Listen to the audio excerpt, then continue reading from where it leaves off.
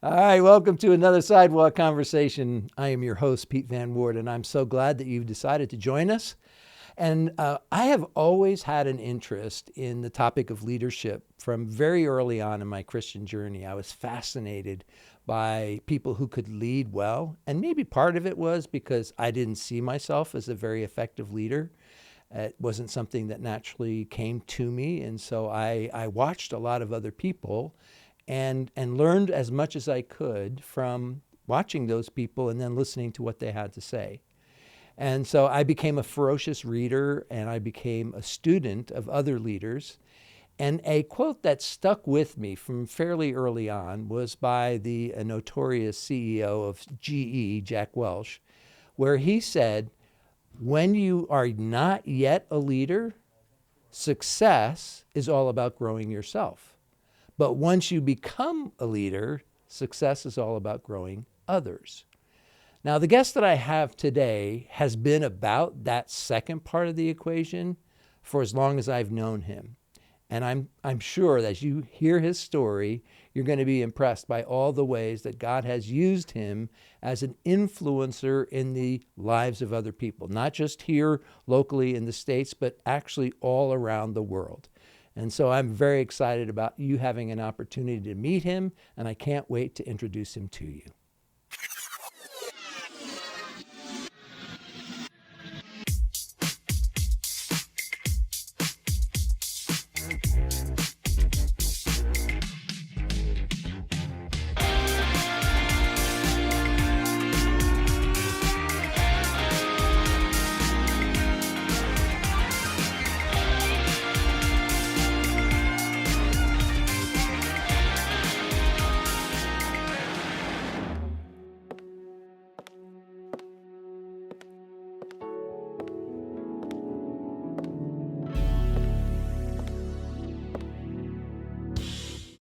Before I introduce our guest, I want to say a special thank you to our sponsor today, Shoreline Church. That's the church that I attend as a volunteer, and many of the guests that I've had are also part of that congregation.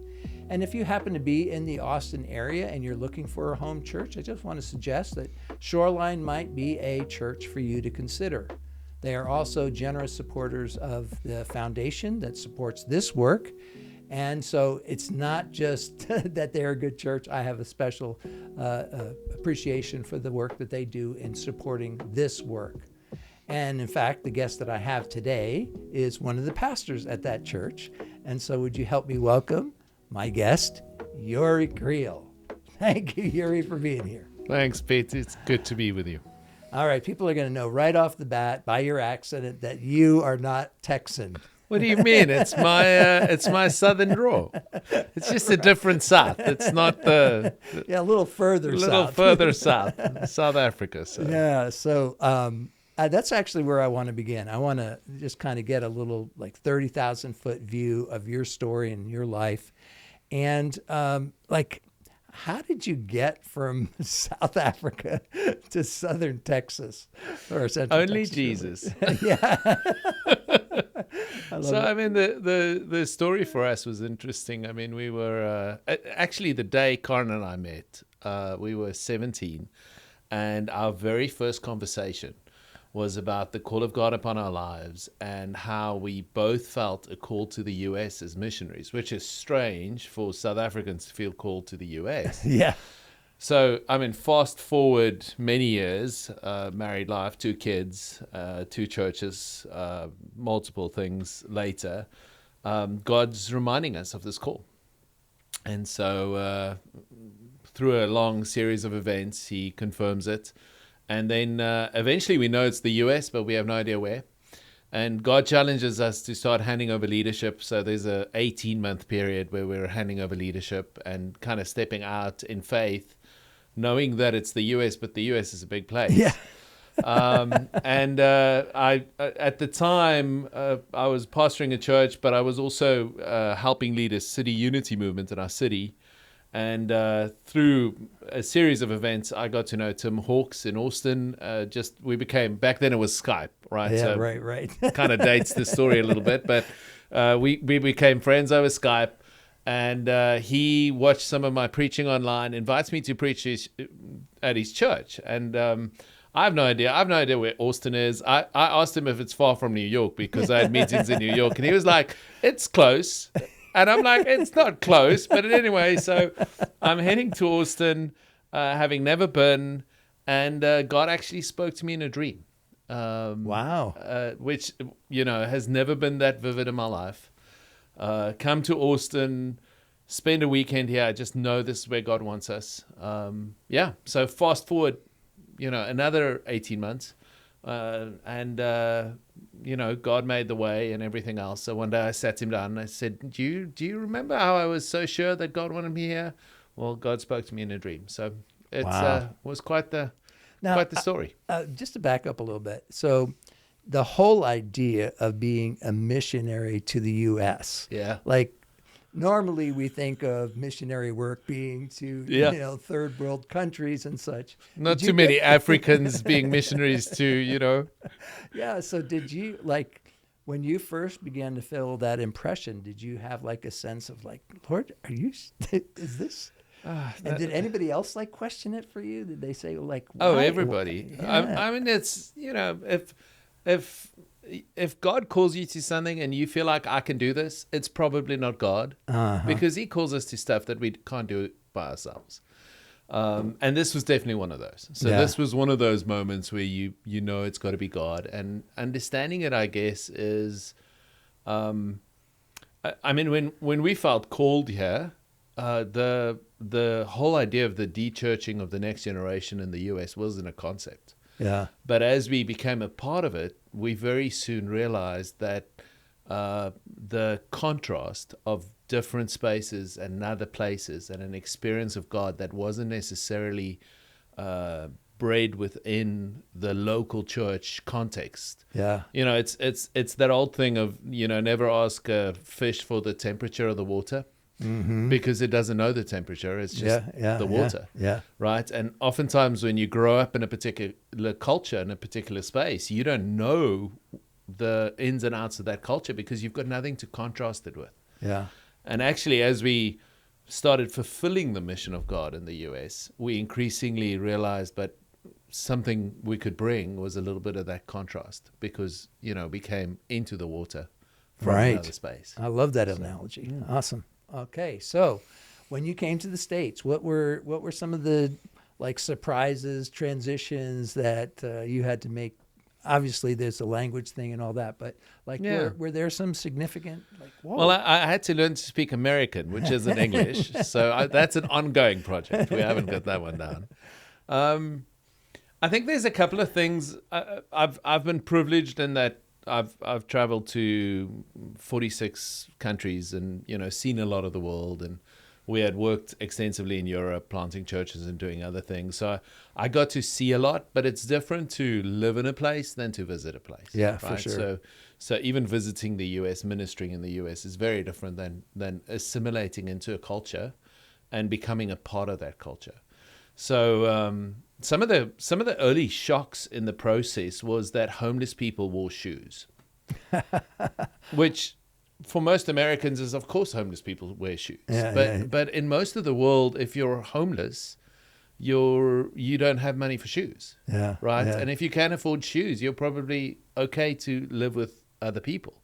And this is what I've learned that actually homelessness isn't the lack of money, it's the lack of relationship.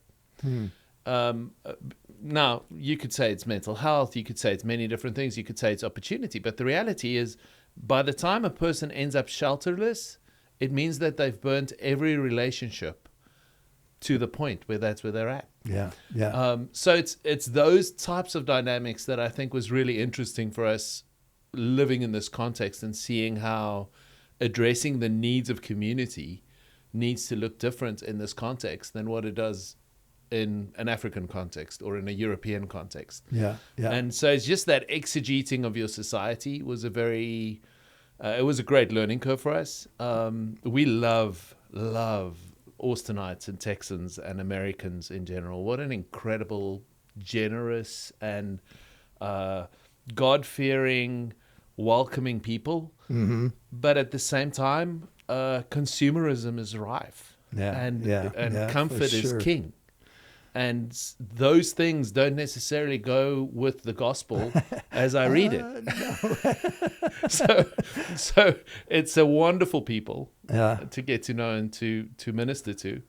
But at the same time, there's some parts of culture, any culture, Yeah. has components that are good, components that are neutral, and components that are bad. Yeah. Yeah. And it's discerning which parts of this culture do you assimilate and just pick up, and because it's good. Yeah. Which things are neutral and it doesn't matter, and which things needs to be addressed. And sometimes coming from another culture helps you see that and position you to say something. Yeah. Yeah. Now we started in the opening talking a little bit about leadership and the importance of taking other people with you. You seem to have had like a sense of that from very early on in your ministry. Two questions I have about that. One is like, what prompted that in you? Like, what was it that caused you to believe like this is a responsibility, like not just I have this calling over here and this might happen along the way. It's like, no, this is a central piece of what I'm supposed to do. Like, where did that come from, and what are you discovering about that as you go? I'd say the biggest lesson for me in that, just kind of latching on to moving here, was that success is obedience. It's not a number of people. It's not a certain amount in your 401k. Yeah. It's not fame or fortune. Success is obedience. And if you have any other definition of success, it will drive you into things that isn't godly. Mm-hmm. And it was such a good lesson for us to move from a space where we had seeming success to starting over with nothing, packing your life into 8 suitcases was such a good moment for us to kind of learn that success is obedience. And for me, that is leadership. Whether you're leading as a homemaker at home and you're leading your kids, if that's what God has called you to, and that's all you do, then that success is that. Yeah. And if God's called you to lead thousands of people, then success is that. Yeah. So I think you mentioned early on, and I'll comment on that as well, is I think a lot is being said in contemporary culture about this idea of self-discovery. But the reality is that if you discover yourself in Christ, what you grow in is not only love of self, but discovering yourself in Christ causes you to love others. Yeah. And then you can no longer live for self. And I think that's sometimes the problem with self-discovery, is we pitch self-discovery, we pitch self-love as this self-fulfilling reality. But self-made people worship their creator. Good point. But if we are God-made people, Yeah. then we recognize the image of God in others, and then we can't help but live for others. Yeah. And I think that's the essence of leadership, is loving other people. And what does that look like for you? So I know you've had a number of different projects. You do a lot of traveling around the world. So this whole idea of leadership development is like core to your calling. What is it? How does it play out for you? Well, I think it plays out for all of us in the application of our gifts, right? So God has given us each of us the ability to do certain things well. So how do you do the things that you do well for the sake of other people, is what it comes down to. I am not very smart, but I've got amazing friends. So most of the things I do around the world is essentially just that. It's building bridges, it's building platforms for others. It's trying to find the golden people and lifting it out of them. And nothing is more fulfilling for me than seeing others flourish. So that's the hope. That's the goal. Whether I always manage that is a whole nother story, but it certainly is the desire. And when you look at the world and what you're addressing in the world in terms of leadership and leadership development, 2 follow-up questions. What are you excited about? Like, what do you see out there that's encouraging? And is there something that's like giving you pause? Like, I don't know, that's not looking very good. So I'm going to answer the question in inverse. So I recently ended up writing a book. For many years I've been saying I don't want to write a book because there's enough books out there, right? And in actual fact, I was going to write a book on, if ever I write a book, I wanted to write a book on followership, because everybody's writing about leadership. And, Yeah, right. you know, when are we going to learn to follow? But then I got involved in a conversation. One of the things I lead is called the Next Move Community, and it's a community of transformational relationships from, you know, leaders around the world. And we had a conversation about trusting God for revival in the next generation. And in the process, we had to kind of understand culture, right? So we were trying to be like the sons of Issachar in 1 Chronicles 12 to understand the times.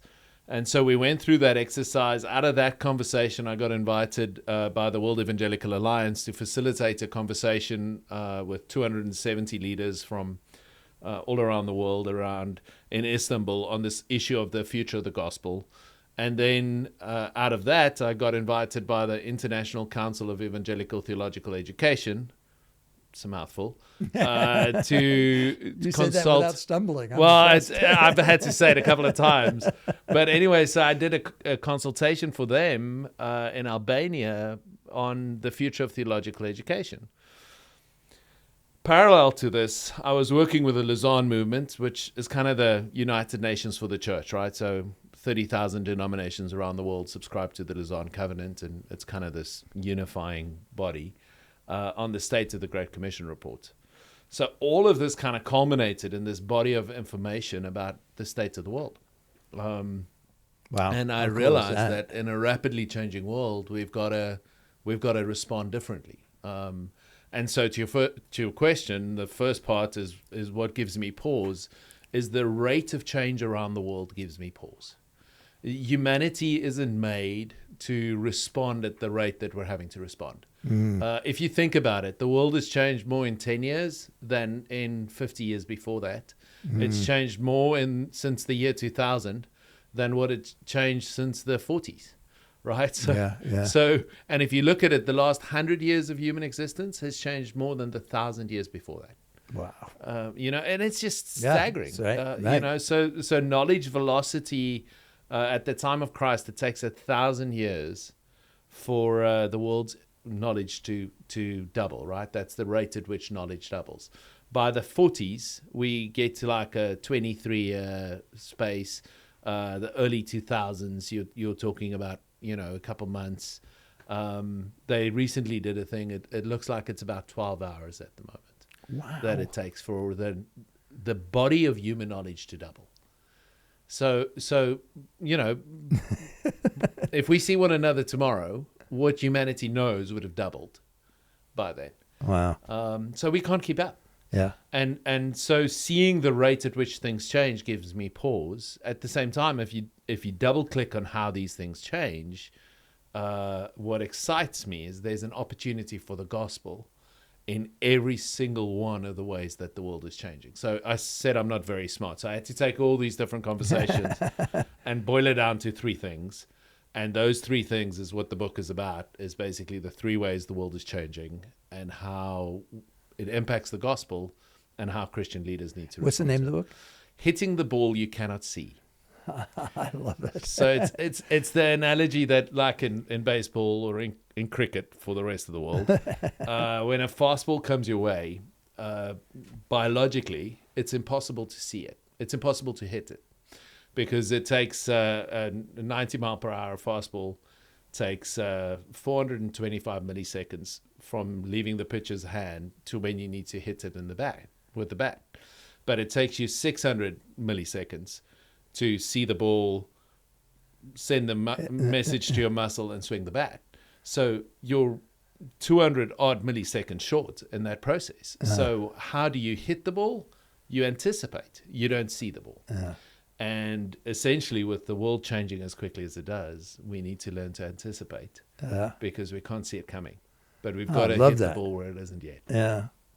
You know, there was an analogy given to me early in my ministry, and I'm just reminded of it as you're sharing, that we were having some trouble in our congregation. Yeah. The people were very unsettled, and I could not exactly figure out why. And like you were saying earlier, sometimes you're just too close to the scenario. Yeah. You need somebody to come in and kind of give you a perspective that you didn't have. And so we hired a consultant. And one of the things he said to me, he gave me this analogy. He said, what's happening in your church is that change and acceptance of change is like a seesaw. So you make a change, and then usually, if as a leader, you've become accustomed to that change, but you have to give the congregation a chance to embrace it. Yeah. But what you've been doing is like you make a change, the congregation's just getting it, and you make another and another and another, and Yeah. you've broken the seesaw. Yeah. Wow. And I thought, wow, good. that was really helpful. Paid a lot of money for that analogy. But A lot of people have very broken seesaws. no, exactly. Wow. Yeah, and as you're talking, it makes me a little like, whoa. If and that was back in the 90s, I guess. Yeah. So if things are accelerating in the culture at a speed, and we're trying to keep up with that, wow. It's crazy. It really is crazy, and it's on every level. So the three things, which I hope you were wondering about, but it is. I am. I'm just very curious. You were wondering if I was leaving it out there that people need to buy the book. But essentially, it's changes in the human experience, changes in the way things work, and changes in the way we connect. Now, this is the point where you go, that's pretty logical, but it's logical, but it's true. It's exactly the changes. So there's 6 shifts, 2 under each of these that kind of make up the book. But to give an example of the broken seesaw, is we're in the greatest identity crisis in human history. There's never been a time in human history where humans has wondered this much about what it means to be human. See, because we went through these evolutions, right? I survived, therefore I am, right? If you think right back to early days, then it became I make, therefore I am. I make fire, therefore I am, right? I can do things. And then it became, well, I think, therefore I am. And then we went to I feel, therefore I am, right? So the whole, men can cry too thing. But then it came to the point where we said I create, therefore I am. So the last identity evolution of humanity was this concept of influencers rule, right? So if you ask kids these days, what do you want to become? It isn't president. It's I want to be an influencer. Yeah. Right. So it's this creativity is the thing that makes us who we are. The problem is all these things that I just mentioned has now been copied by AI. So what does that do to our identity, right? When my creativity doesn't make me human, and my ability to reason doesn't make me, my empathy doesn't make me human. What then makes us human? And so we're going into a time where it's going to be less about sexual identity and more about human identity crisis in humanity.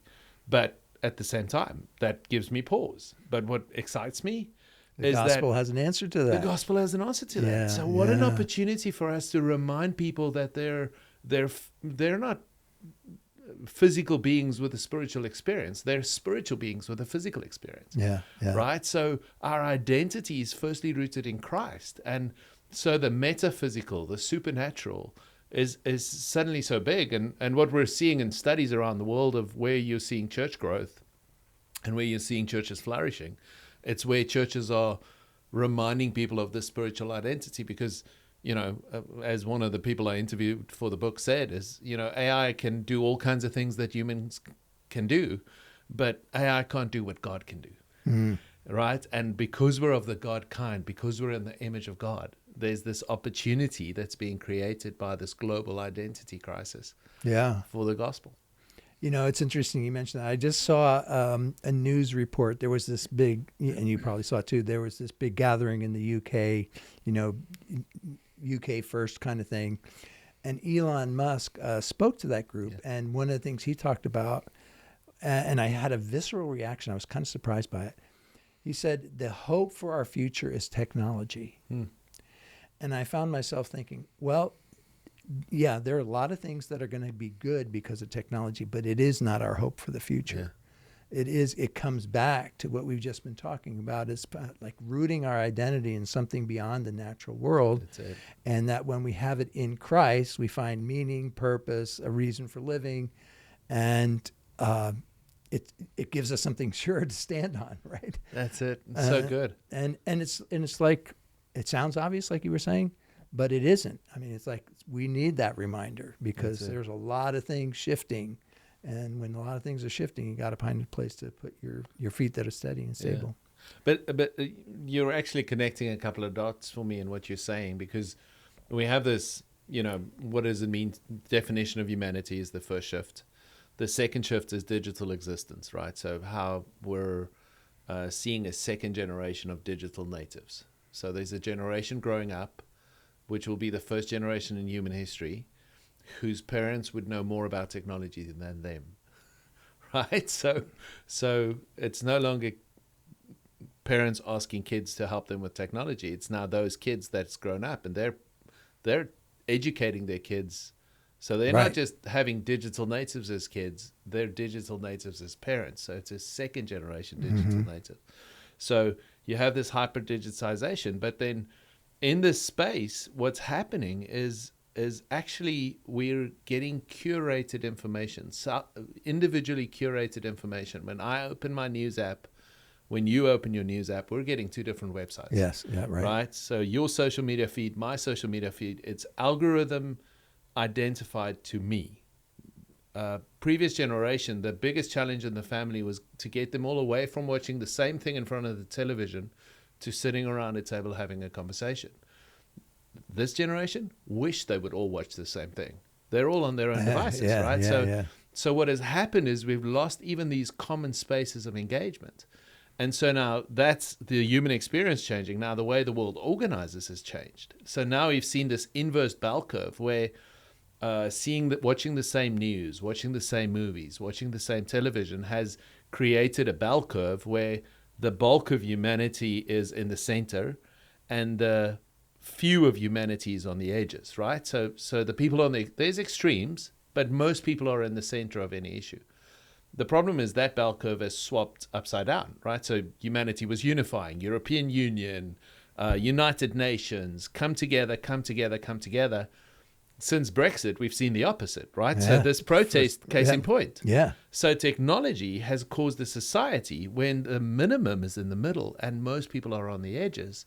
Because why? Everybody's getting curated everything around their preferences, around their likes, which reinforces whatever bent they have, it reinforces them and it pushes society aside. Yeah. So these shifts are one on the other. Yeah. And they're actually, in that story you're telling, they all come together. Mm-hmm. Yeah. Yeah. Wow.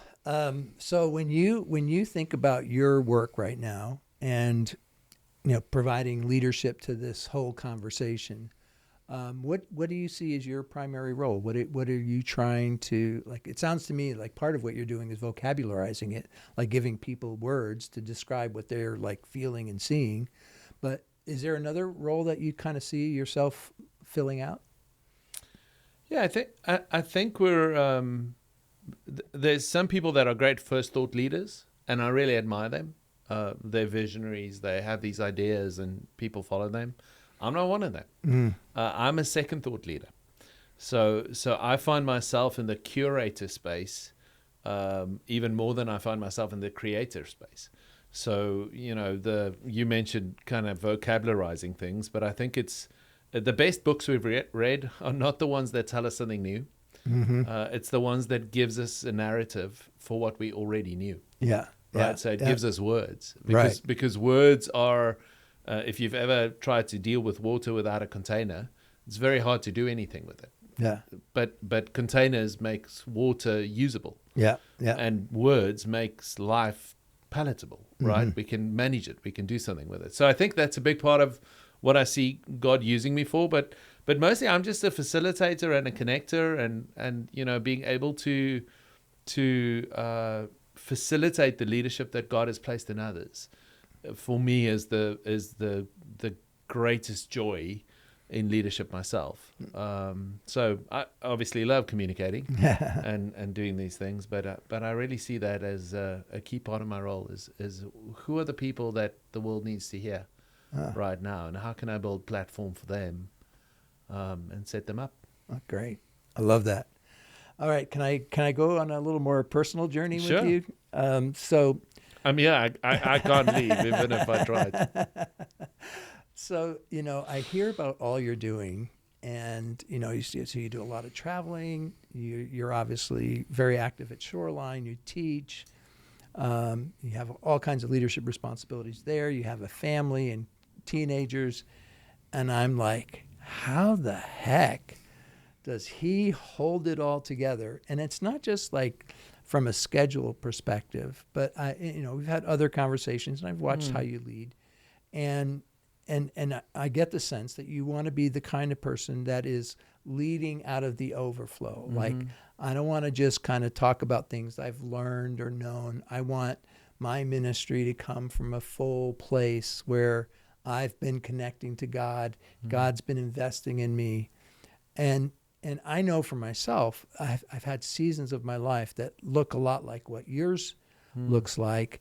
And sad to say, that one of the things that kind of was part of the cost of that was that I was not as attentive to that personal development, that personal connection to God. And I started paying a price for that with my family and my own work with people even. And I found myself, talking about things that I knew other people should be doing, but that I wasn't necessarily doing myself. And I'm just curious how you've been able, and are you able to balance all of that together? Yeah, a couple thoughts. I think the short answer, how have I been doing, is poorly. Because I think there's a lot of room for improvement, and there always is, right? We've got to ruthlessly eliminate hurry from our lives, but it's hard, it's tough. I don't really believe in balance, and maybe that if I had a key, that would be it. Because I don't see many balanced figures in the Bible. I don't think Jesus was striving for balance.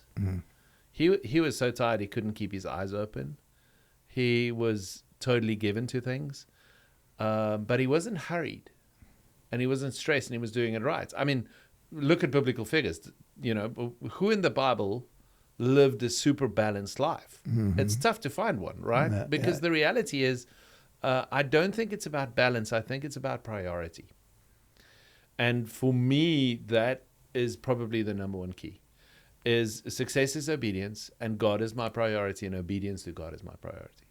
And sometimes being obedient to God means that I need to be absent from my family to be present to something God is giving me to do. But sometimes obedience means saying no to the greatest opportunity ever to be present with my family. So it's not trying to balance, but it's trying to give priority to what God wants to do, not to my own ambition, not to opportunity. And I think that's one of the keys. And then if it's priority and not balance, then you're able to compartmentalize and truly be present. Yeah. So what I've learned is it's more damaging for family life for me to be everywhere all the time than for me to be not present and then truly present. Yeah. It's more dangerous for me to be somewhat present. So I've really just prioritized that over the years, and Karen, my wife, is a superstar, and you've had her here, so I'm definitely the junior varsity team. But the reality is just she's helped over the years, and we've had rhythms like dinner time, right? So I'd be in different time zones, but even before video calling was a thing, is we'd have dinner around the family table, and I would just, whatever time zone I'm in, I'll try and prioritize that moment. So when the kids were small, dinner time, I'd be around the table on a video call with them if I was traveling. Yeah, so there was that stability of that moment of engagement and conversation, and they didn't have to, have an awkward conversation with me. They could just have the normal dinner conversation that we'd always have around the table. Dad was just present on video sometimes and not in person. And then I think the other thing is just strategic neglect. We we've got to get better at neglecting some things that aren't helpful. The reality is every one of us are given a certain amount of hours on this earth. And every moment we spend on something is a moment that we've spent. So we're attaching a price tag to our lives as we live. Mm-hmm. And I think that's been continuously sobering to me, is to ask that question, is this truly worth my time? Is this truly worth my investment?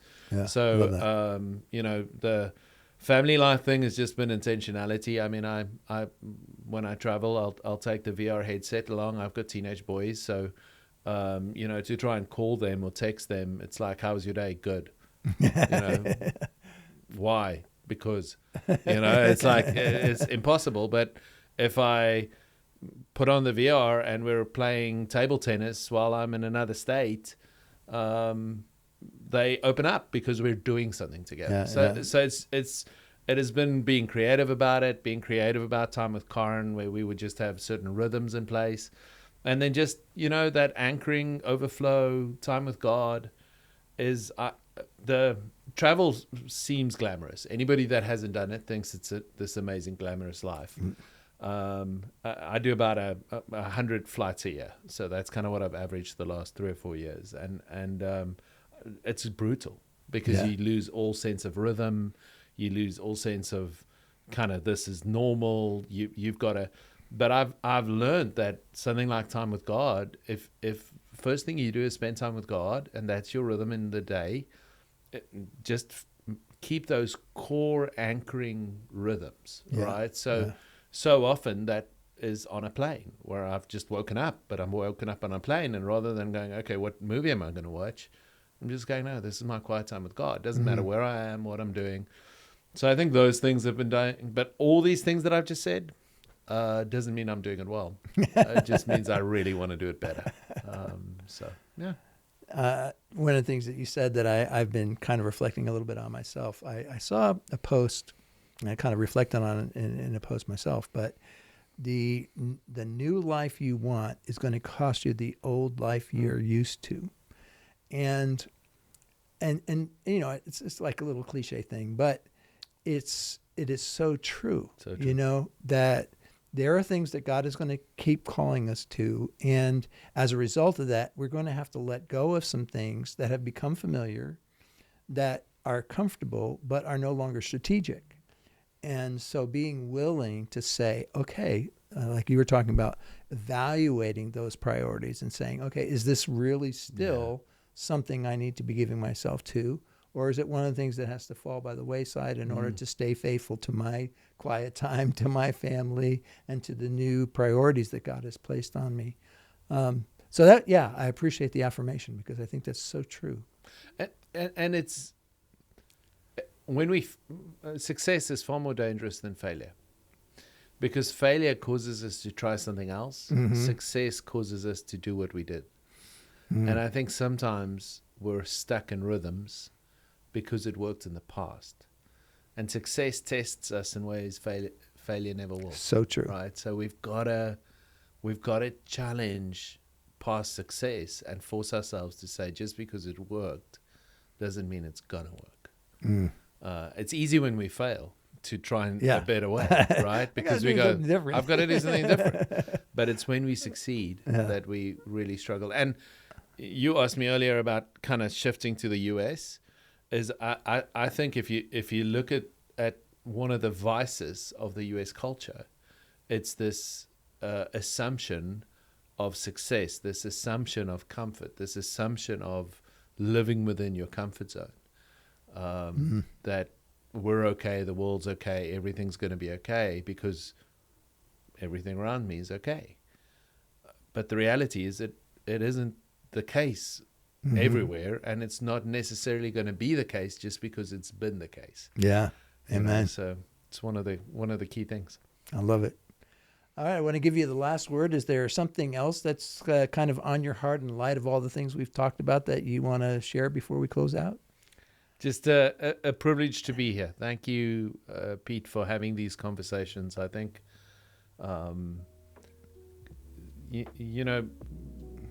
people, there's this part in Psalm 23 where it says, he makes me lie down in green pastures, right?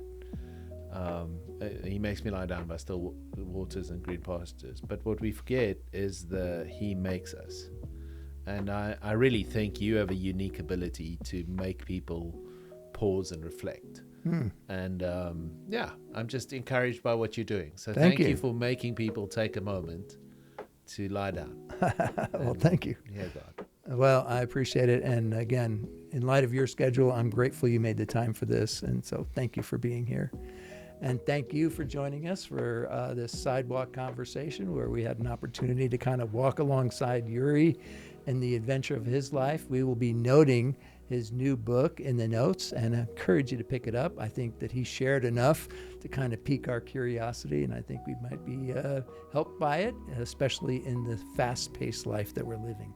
So thank you for joining us, and then join us next week when we have another sidewalk conversation.